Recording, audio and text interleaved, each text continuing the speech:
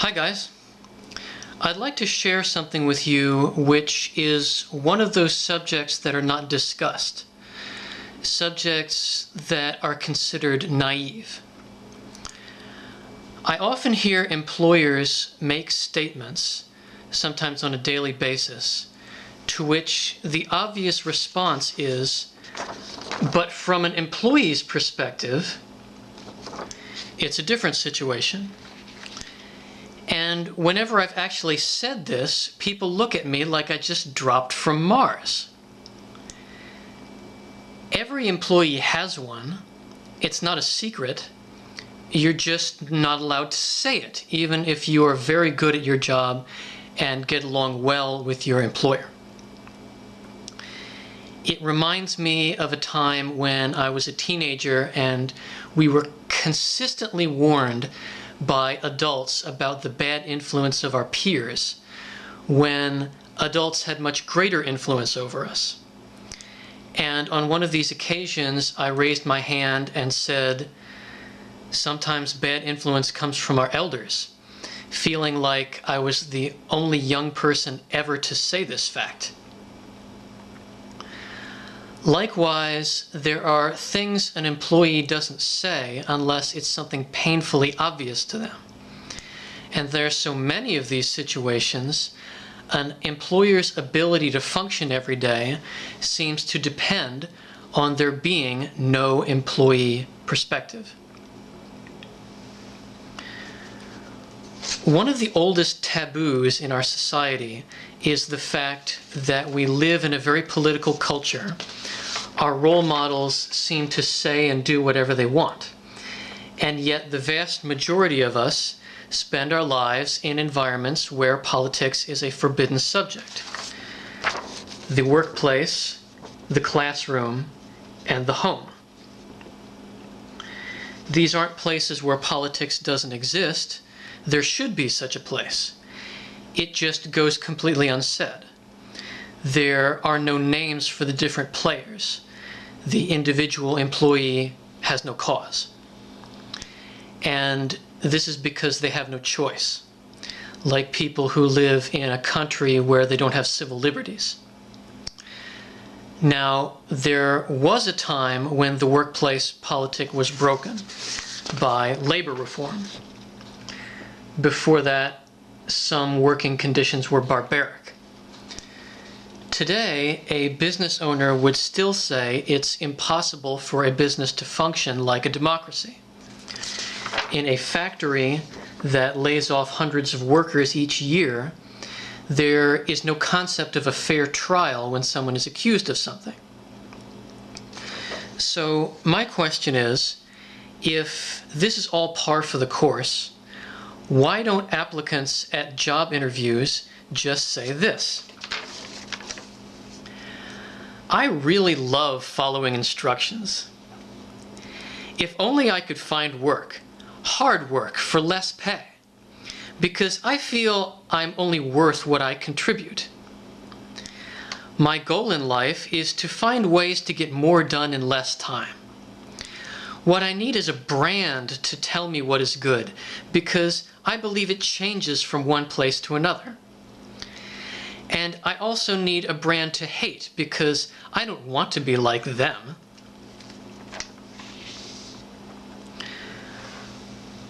Why is this a joke? It's what employers want, isn't it? Now I've made you think. People apply for jobs for their own purposes.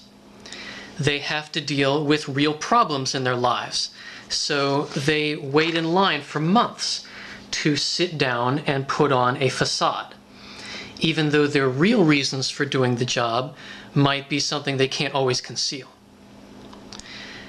Now, you could say there are well-adjusted applicants who honestly agree with the employer, most of whom are coming from a position of stability, or maybe needing a job doesn't faze them and they want to be polite because good things come from it. But an employer doesn't know this is genuine if everyone says the same thing. A workplace is dependent on people whose motivations are not known.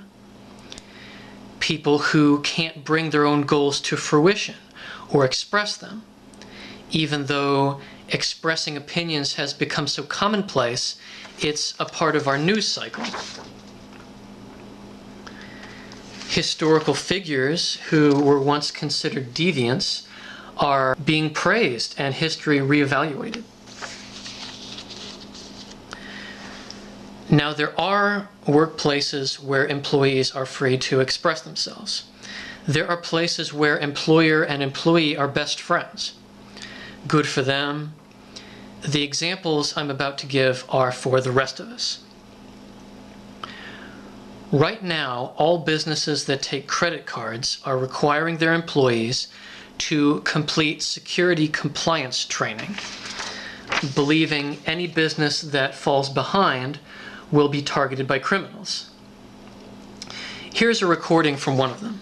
Hackers are increasingly sophisticated and adept at social engineering, able to piece together data from social media, corporate blogs, and data painstakingly pulled from well-meaning employees, which cybercriminals then use to attack networks and steal invaluable data, hold corporations hostage, or otherwise damage their targets. Effective training is actionable and should include actively testing your employees by throwing real-life circumstances at them. Now, I'm not disputing the practical aspects of being responsible for the safety of one's company. Let's say, for the moment, nobody has a choice there. Not long ago, there were office workers who didn't know how to use computers. And most people have never used the words social engineering, unless they're a spy. People who do talk like this, enforcers, are often the people most coworkers don't want to be like, either because they are jerks, they don't always adhere to the rules themselves, or this behavior doesn't seem to benefit them in ways you or I would value. There is a huge change in behavior taking place that will eventually eliminate anything that makes one employee different from another, solely because of a handful of men exchanging strong words behind closed doors, and cyber criminals whose advancement takes place in basements.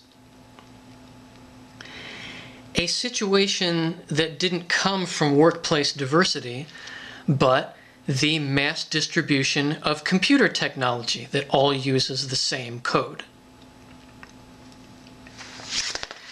Here's a program called the 4 Disciplines of Execution, which employers are adopting, the purpose of which is to get more out of each employee to make a business prosper. Let's listen. The whirlwind is all the work that's done every day just to keep things going. Think of it this way. Would people in our organization be busy even if we didn't have any goals for moving the organization forward? An organization's top goals, on the other hand, those have to do with what's ultimately most important, but often lack the same feeling of urgency. You have to carve out time for these things or they don't happen. Think of the last major strategy or initiative that you saw fall by the wayside. What killed it? Did it starve? Did people have to get back to what they considered the real work? In these recordings, the job an employee is already doing is viewed as a hindrance that keeps them from finding the time to do even more to put the company back on top. Jobs that used to be sufficient. The problem with all this is every employer wants more done in less time. Most people have worked with a payroll clerk who looks over your shoulder, and enforcers who want things to be cleaner, safer, more efficient, believing there is no argument against this, when in fact these people get ahead because certain behaviors are contagious. If you Google school issues statement, you get thousands of results like this teacher who was removed for giving a student some hot chocolate. The school board said, "The board acts in the best interest of both students and staff." Of course they do. In situations where you are an employee, is the company's best interest and commitment to its shareholders the only factor? No, it is not. I have worked at places where I was the least disciplined person there, and customers liked me better than the others. I have been in situations where I knew what the customer wanted was against the rules, and yet I made an effort anyway. There are goals in the workplace that don't profit the business in any way. There are goals the employer doesn't know about. Getting paid is not the reward for doing a good job. It's something they have to give you for doing a job. If your superior isn't the person who actually pays you, then money is not what binds you to them. Something else is needed. The things that make a business prosper are completely arbitrary. It could be one set of behaviors for one employer and the opposite at another employer. There is no universal rhyme or reason to it. Whereas an individual employee's motives have moral outcomes. So let's look at a situation where what an employee wants is the bottom line and the employer is a source of interference. In my field of conservation, experts are often at the losing end of landscaping and construction jobs because those skills are more valued. I have been asked not to complain that wildflowers were being pulled up at a nature preserve.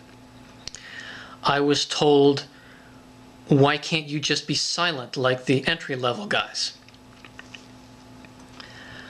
I have said things in defense of natural areas that were mistaken for a bad attitude of some kind because they didn't know rebuking an employee hurts conservation. Employers think there are no consequences for getting rid of an employee, that the problem ends there. Likewise, you may have a data entry job where you're responsible for consistency, and one day you find out someone else has been doing it badly, so your employer doesn't have to give you so many hours. In both of these cases, the company's best interests, its reason for being, are what the employee wants, and the employer is interfering. So enforcers, people who crack the whip because they're in charge of the time clock or want you to stand up straighter, don't own a moral kibosh over the workplace. But unfortunately, jerks make everyone else like them. Snitching makes everyone look over their shoulder. And this personality spreads wherever it goes. Passive behavior, like minding your own business, doesn't spread. Like the war on crime, we are bystanders caught in this war between enforcers and potential miscreants. But no one gives us advice on how to preserve who we are. Some would say there are jobs that require you to put yourself aside for a greater purpose. Is your job one of those? Is it the priesthood or something? It's impossible to explain in today's world why there were once neighborhoods where nobody locked their doors, why the workplace was once a kinder, more amicable place, except that you can't go back. seeing where this arms race is going to lead, do we want to go there? One thing I've noticed in both of my jobs is the constant effort to make employees look busy, without which there's no justification for their being there. And yet I've never heard anyone address the problem of judgment. I was always told as a child, this chore needs to be done. So what argument is there? Here is one.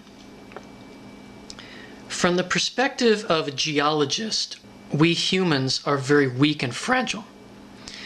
There were slaves who literally worked themselves to death.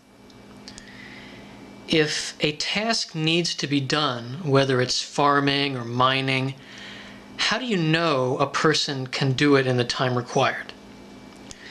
There might be 10 times as much as you thought there was. It still needs to get done, doesn't it? Employers have been doing things a certain way for so long, and it's become such an unquestionable standard. I'd like to offer an alternative business model, a workplace that operates without judgment. My wife and I have an employee, a housekeeper, who has done so much for us and gone out of her way so many times, we could never repay her. There have been times when a lampshade was dusty or something didn't get finished, and we were tempted to say, why can't we have a workhorse like that woman we had for 2 days who did nothing but clean? And we took for granted someone who is part of our family in favor of some stranger.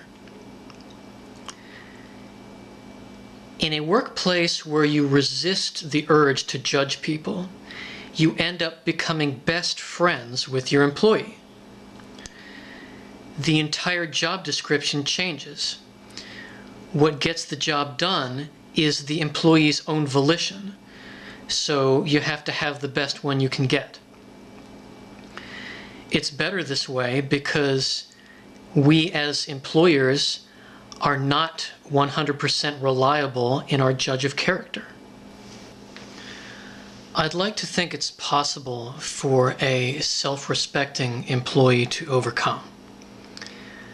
But the successes I have seen as an employee in the past few years only seemed to happen at random by the grace of God. I have more often seen reasoning and qualifications go unrequited solely because the employee has no voice. If you go back further than that, it seems like I had more freedom when I knew less than I know now.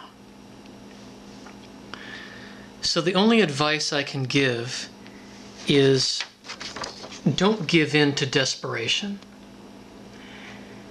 Have some kind of line you won't cross that reminds you you are still yourself. I'm interested in opinions from different points of view.